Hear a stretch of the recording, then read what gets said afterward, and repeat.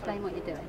Right, I'm putting on these glasses and I can't see as well as I used to. I can see slightly, but everything's very blurred and there are parts that are completely blackened out. If darkened out, I can't see at all.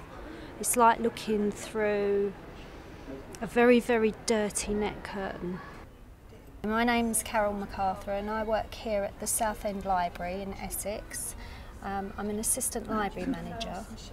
I used to work for the community and diversity team where we did a lot with the RNIB, and one of the things we had was visual impairment training. We're taught about different conditions, eye conditions, and how it affects the sight, and we were then asked to try on various glasses which mimicked how it would be if you had cataracts or tunnel vision or something like that. And we took it in turns. One of us wore the glasses and someone else would guide us. We're now going past what crime is in the fiction section. This is really disorientating. Can you see any of the book titles from whereabouts we are at the moment? We're about in the middle of the bay. No. If you do it, stop. Here I can't see anything at all. It's completely blank. If I turn my eyes to the right, I can see the shapes of the books. It was really quite frightening, and to realise that there could come a day when I won't be able to see. And to put yourself in someone else's hands to be guided was really quite scary.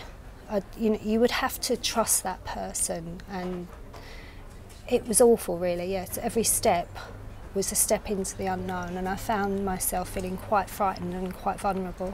Visually impaired people represent a significant proportion of the population, and in terms of library users equally represent a high percentage potentially.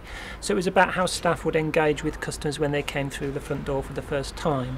So under simulation, for example, people actually had to fill in an application form, for example. Now, they found that incredibly difficult to do, or maybe just found the form useless maybe. So that challenged their view of maybe actually we need to think about how we produce the literature and information, and maybe asking the right kind of questions when people turn up to join. Before the training, if someone came in who was blind, for example, I would just say, oh, I'll take you there, and more or less grab them, although very gently. Whereas after the training I would say, oh, I can take you over there, would you like me to guide you? And I would also read things out to them a bit more clearer than I used to. I suppose treat them with people with more dignity, more respect.